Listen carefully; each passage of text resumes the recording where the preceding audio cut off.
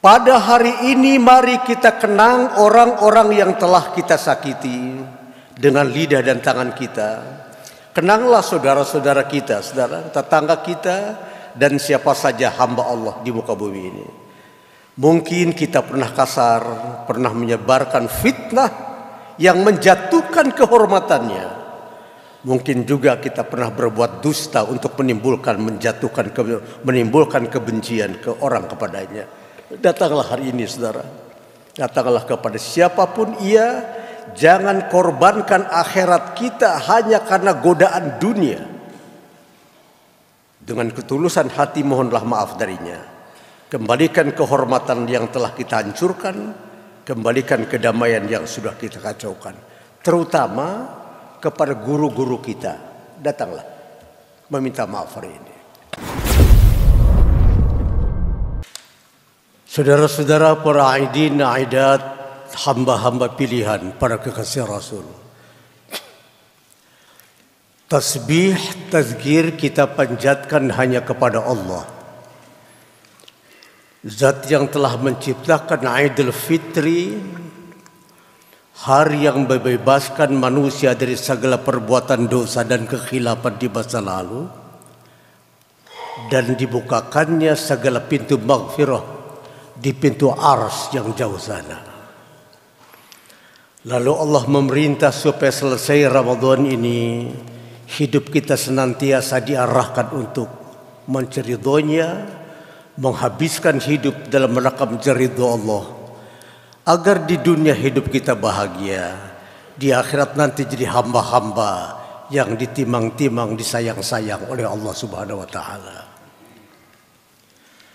Salam sejahtera abadi kita sajikan pada Rasul yang paling manis mulutnya, paling benar kata-katanya, paling bijaksana keputusannya, paling tawadhu kepribadiannya, paling ikhlas hatinya, paling sayang terhadap sesamanya, paling kasih terhadap keluarganya, paling khusyuk solatnya, paling tekun zikirnya, paling kuat tahajudnya, paling disiplin pribadinya, paling gigih membangun bangsa dan negaranya, tapi juga paling tegas terhadap lawan-lawannya. Itulah Rasul yang makamnya hampir tiap tahun kita ziarah di Masjid Nabawi. Nabi yang akan memberikan syafaat kepada umat yang bukan cuma sekedar cinta di bibir, tapi benar-benar mengamalkan sunnah-sunnah beliau. Itulah teladan abadi kita, manusia agung Nabi Muhammad sallallahu alaihi wasallam. Para aidin, para kekasih Allah, hamba-hamba yang bersih. Tatkala fajar 1 Syawal membawa cahaya di kaki langit, segenap kita tenggelam dalam samudera kebahagiaan dan kegembiraan. Kebahagiaan dan kegembiraan karena mensyukuri nikmat kemenangan yang telah kita peroleh setelah berjuang selama 1 bulan. Di pagi hari yang cerah ini, dengan beralaskan sajadah-sajadah indah dan beratapkan awan putih bersih laksana salju, kita berkumpul sebagai hamba-hamba yang patuh dan tunduk kehadiratnya. Allah Maha Besar, tiada Tuhan selain Allah, baginya segala puji. Allahu Akbar, la ilaha illallah, wallahu akbar, walillahil hamd. Dengan ucapan itu kita rayakan kemenangan ini supaya kita faham makna dan guna kemenangan yang kita peroleh. Ibadah Ramadan yang telah kita kerjakan sebulan penuh, saudara-saudara, mengandung latihan dan didikan ke dalam masyarakat bersama. Ia mengandung kesan-kesan penderitaan, tetapi sekaligus ia pun mengandung pesan-pesan kemanusiaan.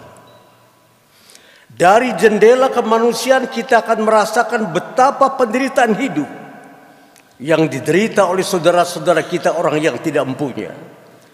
Si miskin yang telah sia-sia mengharapkan sisa-sisa kenyang dari kaum yang senang. Si fuqara yang tidak pernah berhasil meratapkan sedihnya kepada orang-orang yang berada, hari ini sedang menjadi tontonan yang amat memilukan dan memalukan. Padahal di negeri kita, saudara, uranium terkaya di dunia, batu bara tidak pernah habis, sumber alam tidak pernah selesai, lautan memberikan harta kekayaan yang luar biasa, tetapi itik mati di lumbung, itik mati di sungai, ayam mati di lumbung. Tapi baiklah, saya hanya akan fokus kepada isi khutbah. Saya harus membaca, saudara-saudara, beberapa hal karena memang panitia meminta saya teks. Di pagi Idul Fitri ini kita mendengar bukan hanya gemuruh suara takbir yang membesarkan nama Allah, kita juga mendengar gemuruh perasaan, gemuruh suara kepedihan, gemuruh suara tangis dan tawa. Kita menangis karena mengenang Ramadan tiba-tiba meninggalkan kita pada akhir waktunya, pada ujung jangkanya, pada kesempurnaan bilangannya. Kita tertawa karena kita pada hari yang ini pada bersyukur yang mengantarkan kita pada curahan hujan dan rahmat kasih sayang Allah yang tidak ada batasnya, tidak ada hingganya, dan tidak ada henti-hentinya. Saudara-saudaraku yang saleh-saleh, calon-calon penghuni surga semuanya, baru saja kita bersama-sama mengangkat tangan mengucapkan Allahu Akbar. Baru saja kita meratakan dahi kita di atas sajadah-sajadah yang indah di masjid yang sangat megah dan indah ini saya lihat. Maaf saudara-saudara, saya melihat terakhir masjid macam ini adanya di Wellington, di New Zealand, persis macam ini masjidnya. Tapi saya dengar jamaah tadi masuk ke dalam masjid ini luar biasa. Sambil mengucapkan subhanallah a'la bihamdi, atau barangkali ada yang membaca lain subhanakallahumma rabbana bihamdik allahumma ighfirli. Jangan suka bertentangan soal-soal fikih, saudara. Fikih itu ilmu sosial. Sepanjang manusia berpegang kepada akidah secara benar. Sekarang kita duduk bersimpu di halaman kebesaran Allah di masjid yang megah ini. Saya ulangi itu. Mari kita rasakan semilir angin pagi mengusap muka kita. Mari kita rasakan hangatnya matahari pagi merambat pada setiap pori-pori kulit kita. Mari kita hirup pewangian surgawi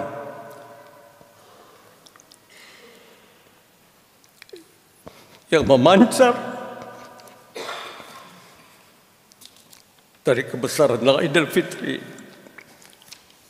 Allahu Akbar walillahil hamd. Idul Fitri telah beberapa kali hadir dalam pentas sejarah kehidupan kita masing-masing. Kali ini Eid hadir dalam keadaan kita diliputi kecemasan dan keprihatinan. Mendung kelabu mengiringi kehidupan bangsa kita saat ini. Tak terhitung lagi anak-anak yang sel-sel otaknya rusak, matanya sayu, perutnya lapar karena gizi yang amat rendah. Saudara, kalau jalan ke Cirebon melewati Indramayu, pusat gas dan minyak, tapi masyarakat sekitarnya miskin-miskin.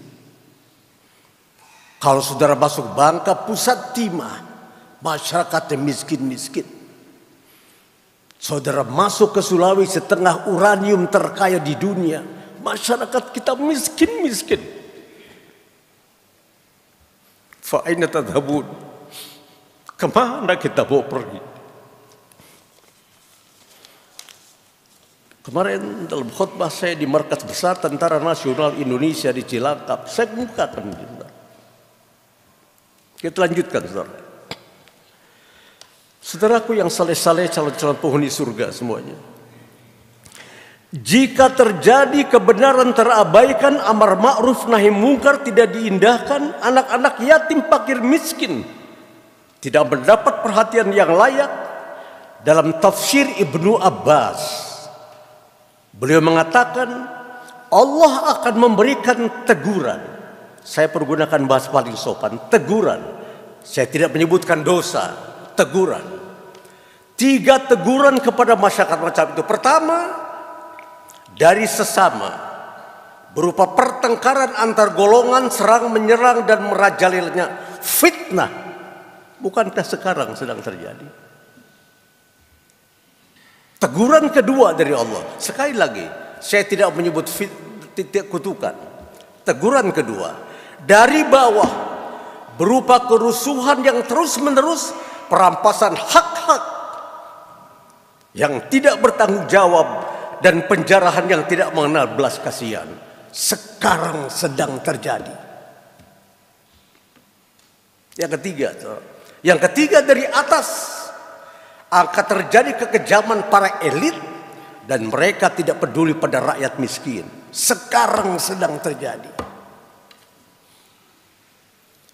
Saya bacakan ayat, saudara-saudara jangan menangis.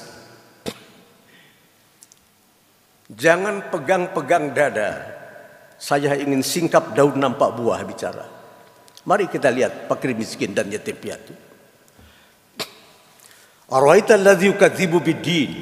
Kamu tahu siapa pendusta agama itu? Fadzalikal ladzi yad'ul yatim. Pendusta agama itu orang Islam, salat, ngaji, puasa, haji, umroh sudah 5 kali. Tapi anak yatim sengsara tidak dia pedulikan. Fakir miskin sengsara tidak dia perhatikan. Selama ini kita merasa karena KTP kita sudah Islam dan kita sudah bebas berbuat apapun. Islam dan tidaknya seseorang, saudara, bukan pada KTP-nya, pada amal perbuatannya. Jadi kalau ketua masjid tadi membeberkan program kerja macam itu, maaf saudara, saya kiai, saya tidak bermaksud puja-puji. Itu sangat Islami dan itu kerja keras.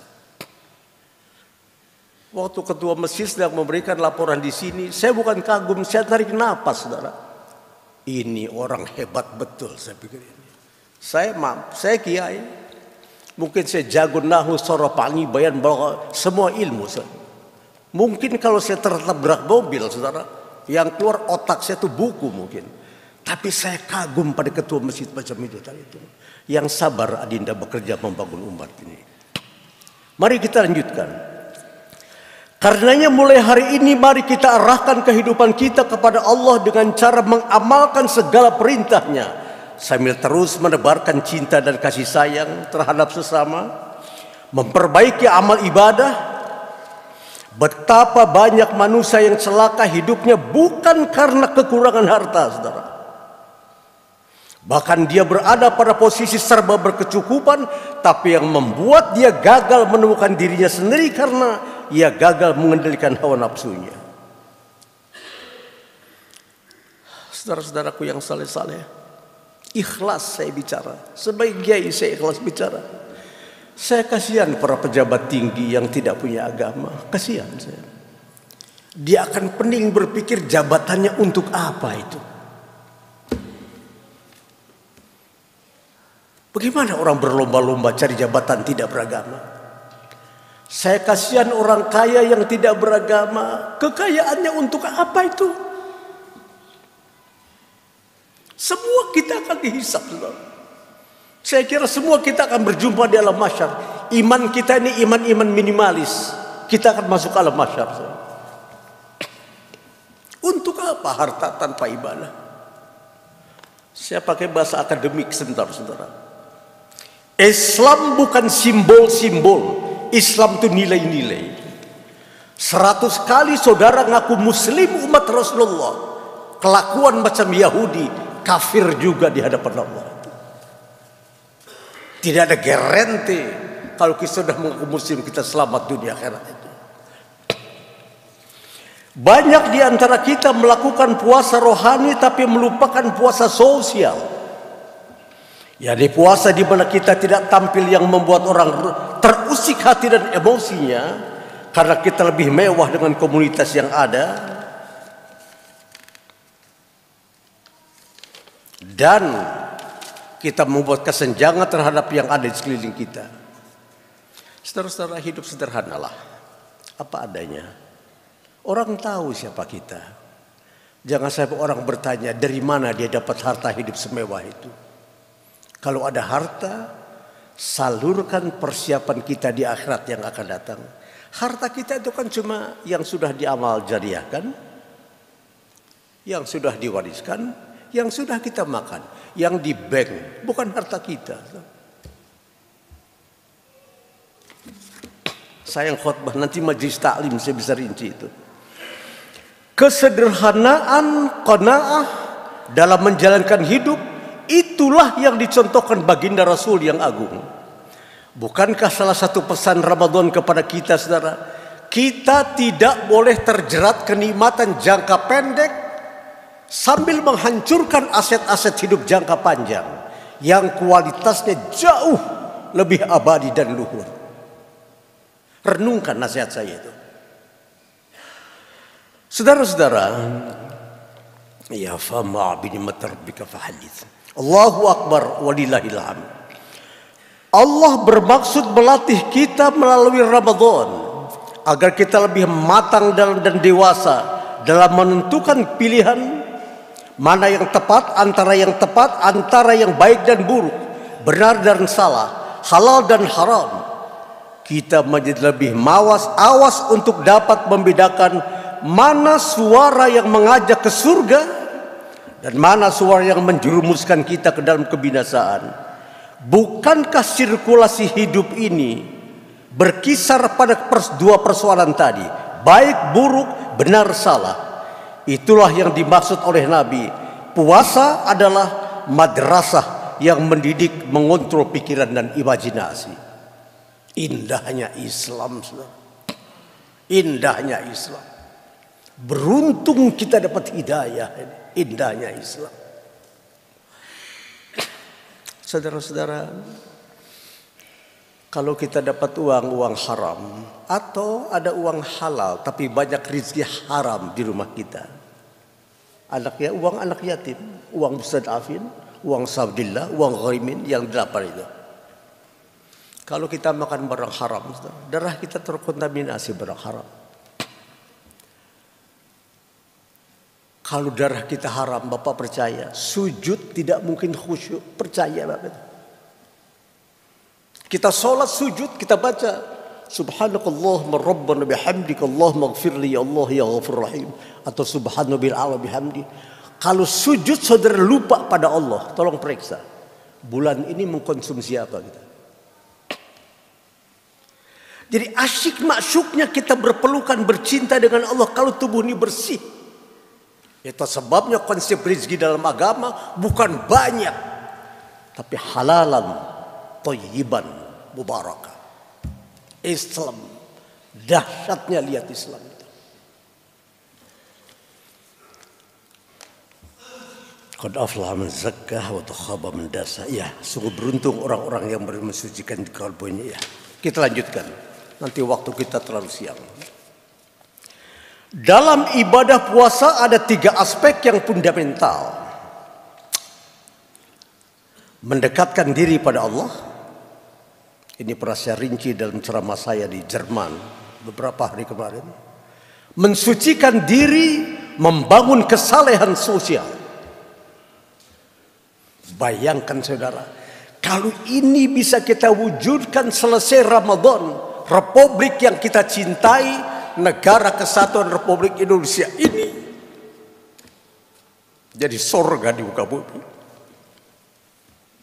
Dan saudara jadi malaikat semuanya. Tapi para pemimpin kita cuma pandai pidato, melakukan manuver-manuver politik.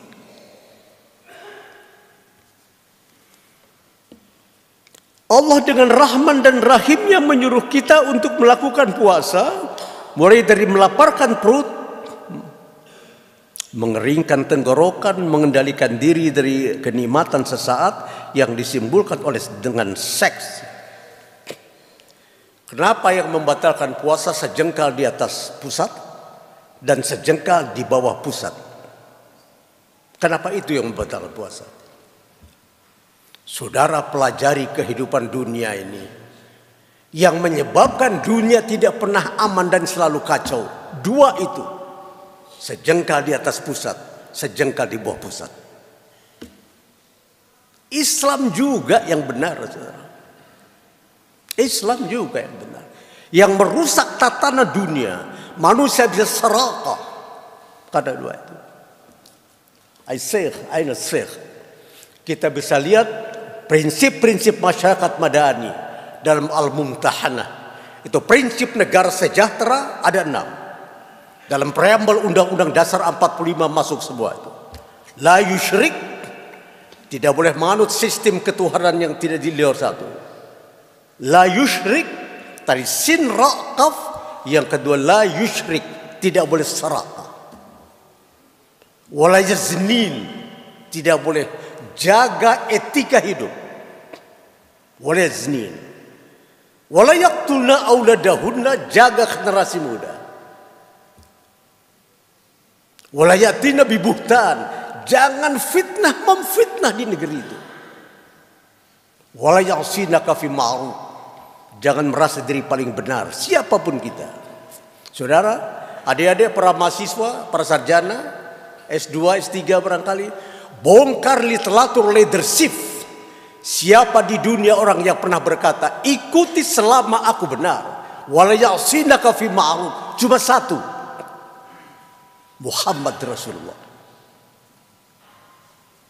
Saya punya buku leadership, insya Allah lengkap, saudara. Kemarin saya di Bandung dikritik adik-adik, Pak Anwar, ada orang yang pernah berkata ikuti selama aku benar. Saya bilang, siapa itu? George Washington. Deus dadum maka paga. Saya bilang, adik bawa bukunya, saya pengen baca itu. Nah. Di dunia tidak pernah ada orang berkata ikuti selama aku benar. Cuma satu, Muhammad Rasulullah. Dilanjutkan oleh Abu Bakar As-Siddiq kemudian. Bukan Siddiq, saudara ya, Siddiq. Kalau Siddiq yang benar, Shadiq yang benar-benar. Kalau Siddiq yang benar-benar. Kita harus bisa begitu, benar hidup kita ini. Saudara, kebesaran umat Islam bukan karena salah sunnahnya, bukan. Kebesaran kita di hadapan Allah bukan karena umroh berulang-ulang. Kebesaran kita di hadapan Allah sepanjang kita bisa berani beramar ma'ruf nahi mungkar. Itu ayatnya. Kalau manusia sepandai apapun dia sudah tidak berani amar ma'ruf nahi mungkar, apalagi munafik, dia tidak punya nilai di hadapan Allah. Kalau guru saya Buya Hamka berkata dia pandai bertelunjuk lurus, kelingking berkait, lain di mulut, lain di hati, menohok kawan seiring, menggunting dalam lipatan, musang berbulu ayam, setali 3 uang dengan munafik. Dan kita umat tidak boleh begitu. Yo, kita lanjutkan saudara, sebentar lagi. Kemarin saya diminta coret-coret, saya coret-coret, tapi kesibukan menghadapi umat sepanjang Ramadan ini asal jadi ini. Banyak manusia tidak tahan menahan secuil derita kemiskinan di dunia, lalu rela melakukan apa saja asal bisa mendapat keuntungan sesaat di tengah fakir miskin dan anak yatim yang membutuhkan uluran tangan. Saudara, kalau saudara dapat duit haram, uang haram, saudara bawa ke rumah, serahkan pada istri, itu barang haram. Qabla isya, sebelum salat isya makan malam, darah kita haram, darah istri haram. Daging istri haram, daging kita haram. Kita koitus senggama, dipancarkan sperma, diterima ovum, 9 bulan lahir jadi bayi. Camkan baik-baik nasihat saya. Bayi yang dilahirkan dari uang haram tidak mungkin jadi anak saleh, tidak mungkin. Kenapa banyak anak-anak sekarang tidak dengar nasihat orang tua, jauh dari agama? Saya pakai bahasa politis sebentar.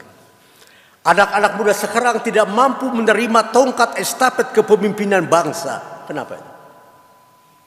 Jangan-jangan bapaknya memberikan uang haram kepada anak itu.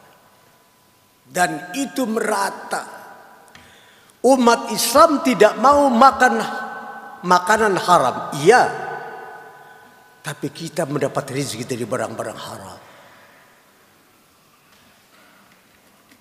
Cara cari uang kita haram. Kita tidak mau makan makanan haram. Kita tidak makan daging babi. Kita tidak berbuat zina.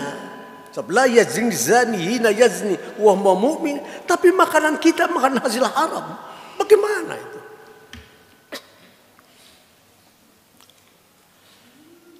Saudara-saudara, kita tidak mau berzina. Ya, bagus sekali. Dosa terbesar zina apa? Menzinai ibu kandung. Oke, kita tidak zina, tapi bukankah kita makan riba tiap hari? Dan riba dosanya lebih hebat dari zina. Saya bangga tadi ketua masjid berkata satu-satu keuangan. Malah tadi ada Pak Heru, kalau tidak salah bicara ke saya. Pak Ustadz, kita sedang mencoba membangun kehidupan syariah di tengah-tengah masyarakat. Itu bagus dan itu lanjutkan. Allah tidak bertanya hasil, yang Allah tanya usaha. Di akhirat kita tidak ditanya apa hasil kamu mengislamkan orang di kota wisata. Allah tidak akan tanya itu. Tapi Allah pasti bertanya, apa usaha kamu melaksanakan ajaranku di tengah-tengah kehidupan manusia. Itu pasti ditanya itu. Itulah beratnya jadi ulama, saudara. Beratnya jadi ulama di situ. Wahai para kekasih Rasul, jauhkan hidup dari sikap-sikap Yahudi. Bukankah jarang yang menyadari di kalangan kita jarum ke-Yahudi-Yahudian sudah jauh menusuk rumah tangga kita, sehingga anak-anak kita sudah ke-Yahudi-Yahudian sekarang ini dalam tingkah lakunya. Tidak disadari jika angin sekularisme hidup mementingkan harta benda dan melupakan ukhrawi telah menyentuh syaraf-syaraf kehidupan kita. Tadi ada direktur pendidikan sekolah saya dengar dari Fajar. Bapak-bapak, lenggang dunia pendidikan dewasa ini di tanah air kita tidak mendukung anak jadi anak saleh. Enggak. Saudara baca kurikulum nasional. Kurikulum nasional tidak mendukung anak jadi anak saleh. La. Jiddan. Sangat tidak. Kalau sekolah Fajar ini ingin punya sekolah yang benar-benar melahirkan generasi kebanggaan, combine itu. Apa yang kita kenal dengan kurikulum yang diberikan sekarang ini. Dengan pelajaran-pelajaran yang memberikan sentuhan-sentuhan rohani. Maaf kalau saya bicara kasar, maaf sekali saudara. Kurikulum kita di sekolah nasional hanya bisa mendidik anak-anak jadi tukang ojek saja itu. Tidak lebih dari itu.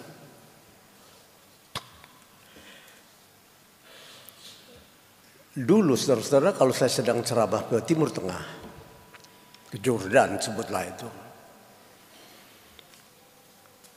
Saya melihat di Palestina, saya melihat anak-anak Yahudi kalau malam Sabat, malam Sabtu kalau kita pakai Harley Davidson, jingle boot, celana blue jeans, kaos pendek, pusatnya kelihatan. Itu dulu. Sekarang bukan di Palestina, saudara. Saudara masuk mall di Jakarta, semua anak kita begitu. Kurikulum kita tidak mendukung anak jadi anak saleh. Bahkan banyak orang yang ayahnya mualim, ustadz, kiai, tukang dakwah, anaknya pun tidak berbeda seperti itu.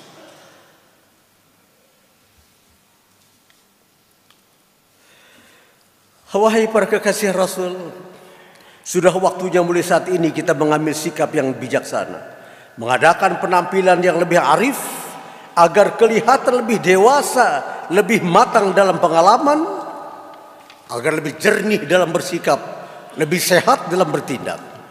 Kerja dan konsepsi yang paling indah adalah kita kerja dengan kerja sederhana, tapi betul-betul merakyat dan mengakar. Sambung rasa dengan umat yang masih awam, menyantuni mereka yang mendapat kesusahan, memberikan pendidikan kepada mereka yang masih bodoh, meningkatkan kesejahteraan ekonomi secara halal dan wajar.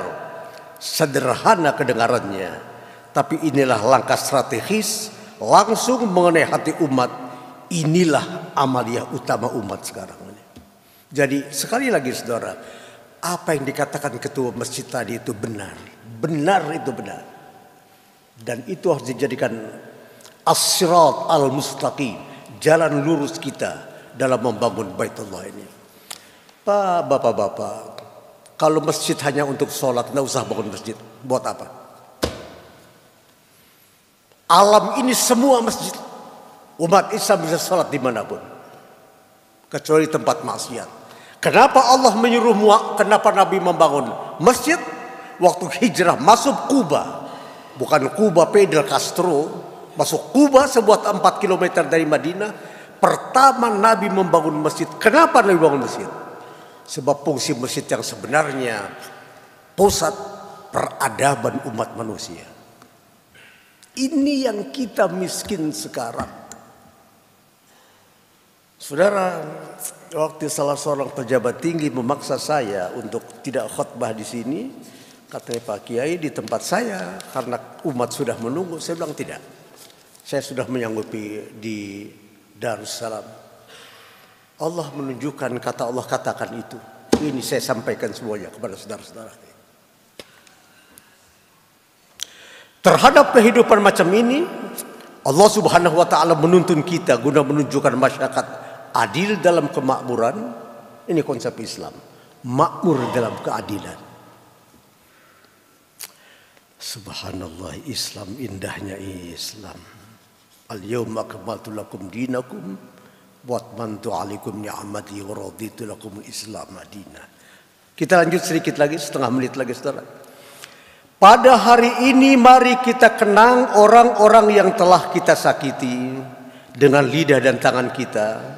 Kenanglah saudara-saudara kita, saudara, tetangga kita, dan siapa saja hamba Allah di muka bumi ini. Mungkin kita pernah kasar, pernah menyebarkan fitnah yang menjatuhkan kehormatannya. Mungkin juga kita pernah berbuat dusta untuk menimbulkan kebencian ke orang kepadanya. Datanglah hari ini saudara, datanglah kepada siapapun ia. Jangan korbankan akhirat kita hanya karena godaan dunia. Dengan ketulusan hati mohonlah maaf darinya. Kembalikan kehormatan yang telah kita hancurkan. Kembalikan kedamaian yang sudah kita kacaukan. Terutama kepada guru-guru kita. Datanglah meminta maaf hari ini. Semoga Allah tidak melaknat kita di dunia dan di akhirat akibat dosa-dosa yang kita lakukan. Mudah-mudahan Idul Fitri kali ini dapat mengembalikan kita semua kepada kesucian. Demikian khutbah singkat ini saya sampaikan saudara. Selamat menjadi hamba yang gemar melapangkan dan meringankan beban sesama. Selamat tinggal Ramadan. Semoga Allah memberi kesempatan kepada kita untuk berjumpa dengan bulan yang agung ini, tahun-tahun yang akan datang. Semoga Allah Subhanahu wa taala menerima seluruh amal ibadah kita sehingga kita menjadi bangsa dan menjadi hamba yang muttaqin, dan semoga kita diberikan pemimpin-pemimpin yang pemimpin itu dapat memberikan kunci surga kepada kita. Pemimpin yang memberikan jalan lurus kepada kita semua. Pemimpin yang mengajak kepada as-sirat al-mustaqim. Demikian khutbah saya saudara-saudara yang singkat ini. Camkan baik-baik, amalkan di tempat kita masing-masing. Hadanallahu yakum ajma'in. Taqabbalallahu minna wa minkum. Taqabbalallahu ya karim. Minal aidin al-faizin. Wassalamualaikum warahmatullahi wabarakatuh.